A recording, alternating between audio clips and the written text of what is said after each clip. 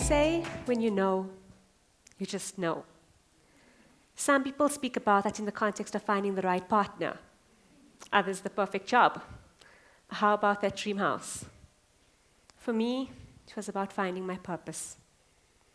Started about 5 years ago when, as a recent engineering graduate and a volunteer for the nonprofit organization South African Women in Engineering, at that time largely focusing on female engineering students at tertiary level, that we were asked by one of our corporate sponsors, as part of their corporate social investment project, to come and speak to some young girls about engineering. And knowing that we were a bunch of misfits, being in the minority as women in our classrooms, each of us choosing engineering for either all the wrong reasons or by pure coincidence, we thought this may be interesting. Let's go. So the project was to be run in a place called Kuruman. For those of you who are familiar, a small little village town in deep rural Northern Cape, in the Karoo, logistically rather inaccessible, a 3-hour drive from the closest airport. But we were up for the challenge, so the co-founder of SAWomEng and I said, let's go. But one might argue perhaps the stars were not aligned, so in making our way to the event, everything that could possibly go wrong did. First, we missed our flight on the Friday before because of Joburg's uncontrollable traffic, but we were committed. We decided, let's hire a car. The next morning, we left at the wee hours of the morning, making the 7-hour journey to be on time for the event at 11 o'clock. 2 young women driving, before the time of the iPhone and having your GPS so accessible, running into a highway that was literally closed. Have you ever? A highway closed, no detour signs. Doesn't matter, let's go on. Then our car breaks down. I mean, I could go on. It was something out of a badly scripted movie. But no doubt, we made it. We got there on time, even if just in time. And we arrived to a room of close to 100 bright-eyed young girls. And we spoke to them about engineering. What is engineering? How do you go about studying this? What type of jobs? At that stage, a very academic conversation, but powerful nonetheless. And GirlEng was born. We hosted a few more events in that year, in the next few months. And, you know, something landed. Something happened. A seed was planted. Yes, hopefully in the minds of those young girls, now starting to think about engineering. But for me, in my mind, a seed of possibility was planted. Realizing the power of information. We claim to be living in the information age, where information should be readily available at the snap of our fingers. And while this is largely true, it begs the question, what type of information is available? Now, it's no grand discovery that engineering is perceived to be a man's world. And it was interesting to find in our first months of GirlEng that these young girls, from your rural schools all the way up to your private schools, most of them weren't even considering engineering as a career. So why would they bother to look for this information? And at that point, 2 things became apparent. One, if they're not in looking for the information, we need to take the information to them. But more importantly, what is this information that we're taking to them? And that's where I got thinking.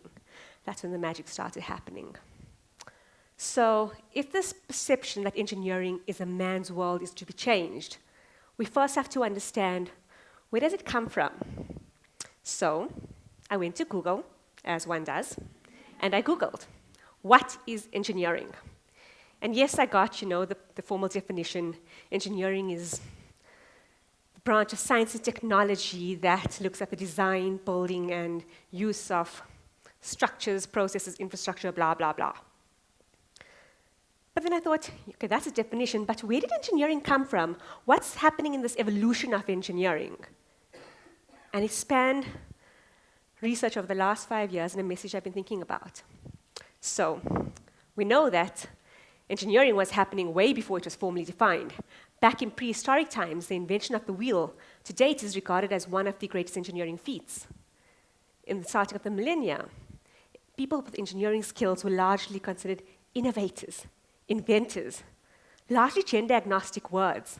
Hydratia of Alexandria invented the hydrometer in AD 350, still used today.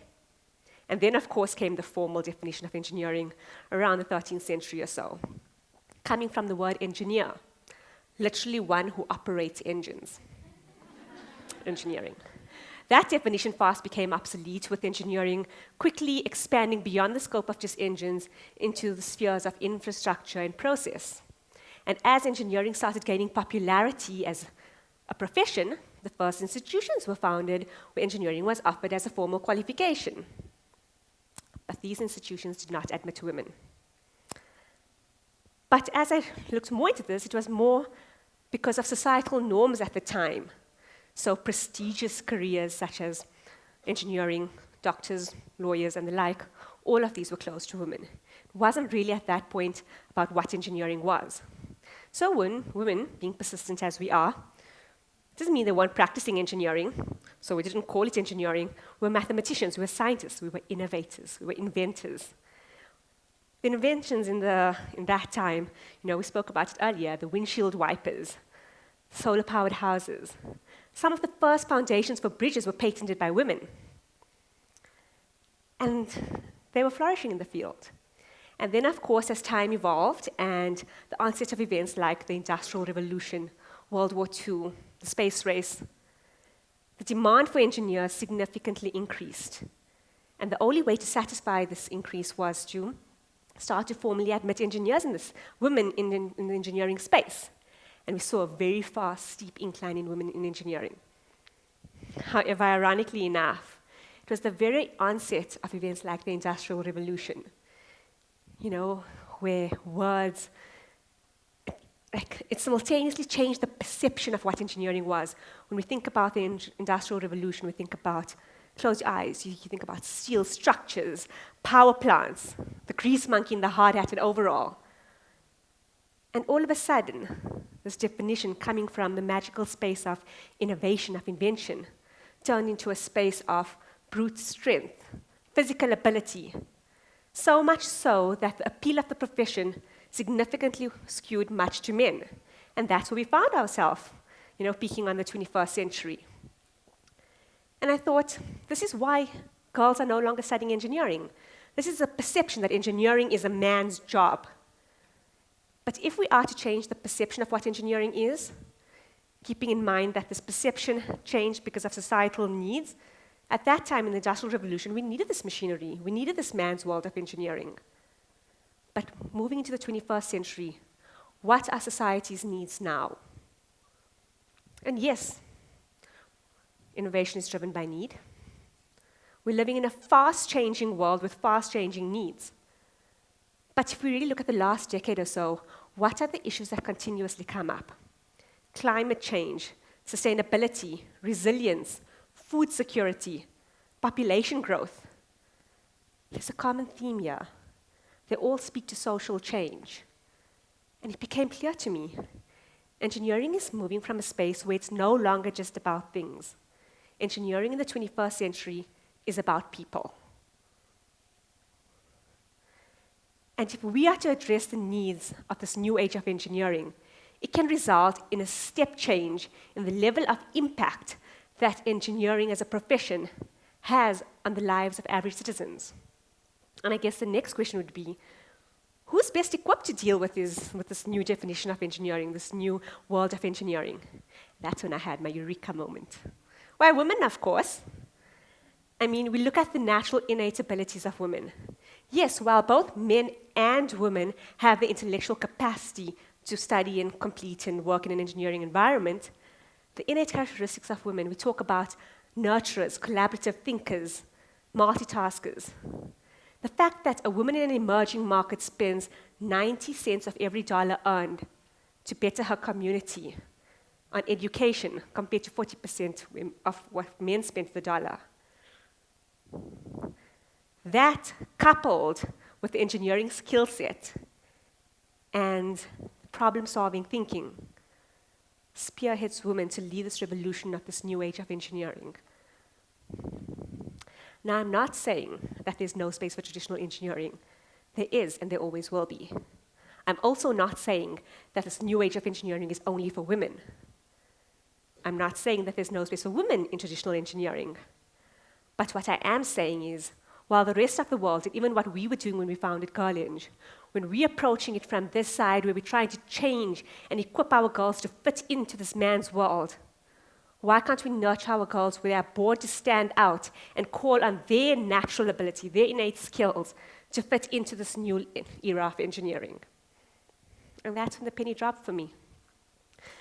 In the last 5 years, as GirlEng has grown, and as we've been running more events, we've encountered probably about 4,000 girls. And yes, knowing that not each of these girls are going to go on and become engineers, but at least they're making informed decisions. And that, for me, where that seed of possibility is only starting to grow. They say when you know, you just know. And I've found my purpose in spreading the word, in taking this new definition of engineering and informing our young girls that they are the change makers and they are the ones who are going to impact the social change. They are the ones going to service the need of the 21st century. And in doing so, not only growing a new generation of socially conscious engineers, but in changing the perception and literally changing the face of engineering. For me, I recently resigned from my job practicing as a formal engineer for the last 5 years. And I really want to dedicate my time to take this message across. Imagine what lies ahead when we harness the power of women, their skills, their engineering mindset, working together, men and women, to create a better world. They say when you know, you just know. Unfortunately, I found my purpose. What is yours?